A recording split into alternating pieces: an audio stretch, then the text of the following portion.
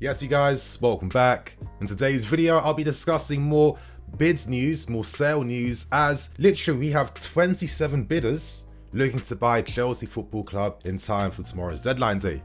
And of course, there's some reports surrounding Man United's interest in our manager and Thomas Tuchel. So of course, I got to give my thoughts and opinions behind these stories.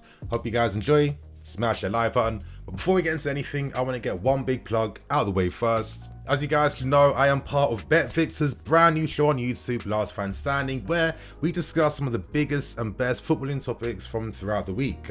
One topic in particular for this week's episode, though, was a discussion centered around Saka. Now, I think Saka is one of the best young players in the league for sure. But before I give my opinions, you guys, I'm going to play a very brief clip right now. Saka has been outstanding for the last couple of seasons, and I'm going to say this now: he is an absolute pleasure to watch, and I watch him every week, and it's a joy. He's got so much ability. He has players in and around him. He gets kicks all over the place, gets up, carries on. He has three men marking him, and he still finds a way of getting around and everything. I honestly think he's going to be the best player in the Premier League. I mean, I do think maybe it's a bit too soon to be talking about him being like the best player in the world. However, the guy's only 19 years old. He has some unique skill sets with his game. He dribbles on both feet. I like when he cuts inside from the right hand side, and I've always felt like in our team in particular, that right wing position could definitely be secured by someone in the future for years and years to come. And Saka, I definitely feel like he has that ability already. Well, potentially I would be open if, one day in the future we look to make a bid for him, because I like how this kid plays. So you guys, they're my thoughts and opinions. If you want to watch the full episode link, you will find a link below in the description and in the card above. So right now, let's get back into the news video. Some interesting reports came out earlier today from Sky Germany from journalist Florian Plettenberg, suggesting that Man United have shown some interest and intent on potentially trying to persuade Thomas Tuchel to, of course, leave us and sign for them. Now, it's great to know that this story was disproven literally like a few hours after this article first came out by Italian journalist Angelo Mangianti, basically saying this is a case of fake news because Thomas Tuchel does not want to leave the club. Why would he want to leave the club at this point in time? He is ready and so close to building like an entire team in his image, and I definitely feel like this has been like the number one stumbling block that's affected like nearly every single manager other than Jose Mourinho in his first time here. Look at the fact that Mourinho was able to build a squad in his image, 25 players, 2 players in each position. We know the things Mourinho wanted to see, and I do feel like we definitely benefited from that because when Mourinho was sacked, it was those players in particular that was able to ride us through many a season to still help us compete and challenge for silverware. I do think that Tuchel, for me, is probably the best manager we've had since Mourinho in that first time, with the best potential as well to grow and build this team. And it just feels like once we get some of these uncertainties out the way surrounding like new possible owners, footballing strategies, and finding out how much money we'll have for the next window to spend as well too, because you best believe that if we have new owners, they must make like their intentions clear and known this summer, and the only way to do that is by coughing up the money to reinvest in the team. They have to do that. So I do think that Tuchel has an amazing opportunity now to build a legacy team. We have a lot of foundations there already. A lot of foundations that can continue to grow and improve in the future as well too. So for me, it's absolute nonsense that Tuchel would even be interested in wanting to go to Man United. I mean, Man United would set you back how many years? I mean, their entire structure from the top is just not good enough. You look at how they play, you look at their team, look at the players, there's no balance there.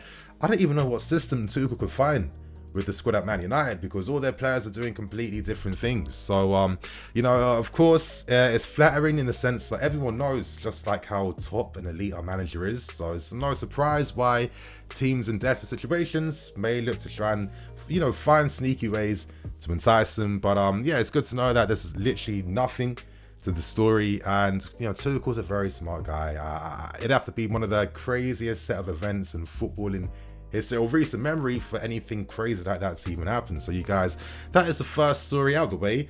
Now let's spend the remainder of this video discussing the latest bidding news that came out earlier today. Now tomorrow it is deadline day for any official bids to be placed, and the time for the deadline is set at 9 PM. Now we know that US bank Rain has been entrusted by Roman Abramovich to oversee the sale of the club.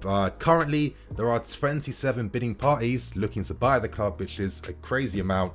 Of course, some have been revealed publicly. I'll be discussing some of them in this video, and I'll discuss all the ones that we know about, the pros and cons, in a video coming out tomorrow as well to you guys. But the only thing that they have to do to ensure that their official bids is seen seriously and taken seriously, of course, is legal guarantees must be applied and must be provided. As the reality is, your first bid most likely is going to be your last bid due to the time constraints behind the sale of the club. And that's because winning bids must be scrutinised and pass certain criteria met by the UK government and the Premier League as well. But of course, we can never forget that all money generated from the sale will be donated to good causes, and let's hope that it actually does go to good causes. No more controversies, you guys. That'll just be bitterly disappointing. But today we got announcements of more official bids placed by consortiums and parties as well. Athian Partners is one that came out today. Essentially, they've placed a bid around 2 billion, so of course find themselves in the running to buy the club. They've promised to give up to £50 million, of course, to cover any cash flow problems at this point in time.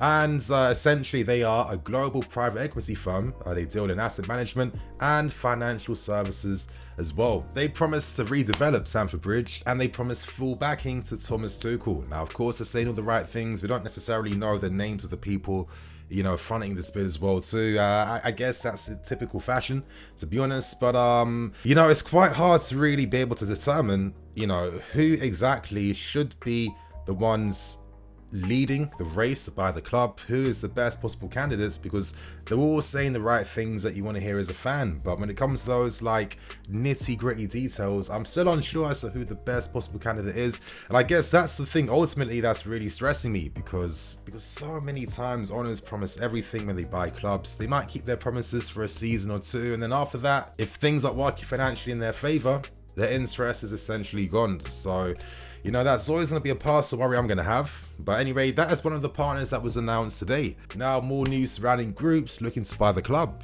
Sir Martin Broughton and Lords Co are both partnering together to look to buy the club. You know, both are big Chelsea fans who have season tickets at the Shed End that watch games weekly every single time. They see this as an amazing opportunity to, you know, like, own the club that they support, and they have grand visions to just, you know, be able to make us the best and most powerful club in the world, as, you know, they're all going to say, to be honest. But anyway, they're teaming up alongside the owner of an investment and management partner group called Creative Arts Agency and Evolution Media Capital, run by Michael Klein. So, of course, that essentially would be the investment money they need to be able to, you know, stake their claim to try and buy us. Because all the news articles I'm seeing, you know, people are bidding minimum 2 billion to, of course, enter the race to sign us. So let's see what happens with their efforts. And now we turn our attentions to Todd Boehly. The media is suggesting that currently he is the one in the leads to buy us. Of course, we know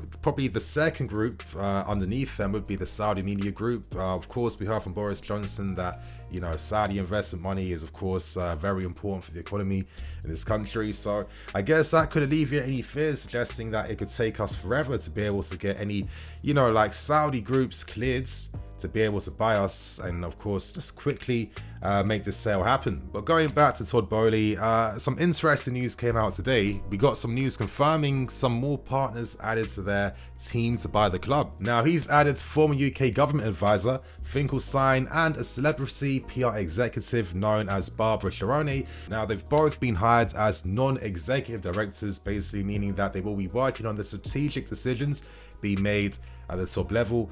Of course, when it comes to Danny Finkelstein, he is a writer for the Times, and of course he has been a UK government advisor as well throughout his career.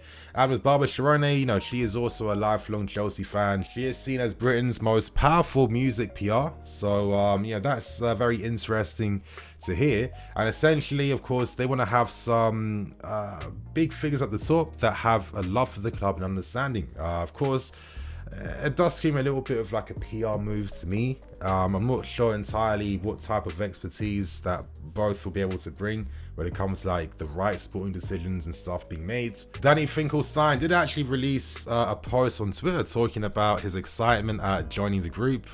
Basically, to summarize things for you, he's saying he's delighted to be part of Todd Boehly's consortium seeking to buy the club. He gives an example about this bid feels like the last minute goal that Lampard scored against Stoke City all them seasons back. I'm not sure entirely what that's got to do with anything, to be honest, but essentially he's giving their support, smart guys who not only have the money to back up their claims, but also have the strategy and the right ideas, of course, to match as well. And I think for me personally, the sporting strategy is the most important thing for me. And let's just hope that we get the best possible people to take over the club. So you guys, that is currently some of the latest news coming out today. Tomorrow I'm going to be discussing the pros and cons of all of the names that in the running to sign the football club. I'm talking about Oak Tree Capital. I'm talking about, of course, Nick Candy, the Ricketts family as well too. Very controversial with them. So of course, I'll see you guys tomorrow and stay tuned for that. But on that note, I'm going to wrap things up, keep things moving. Thank you for watching. You will find me later tonight on the Football Terraces YouTube channel talking all things Chelsea there. So I'll see you guys there. And on that note, I'm the EFC, this is Blue Lions TV. I'll catch you guys later with some more videos. Cool.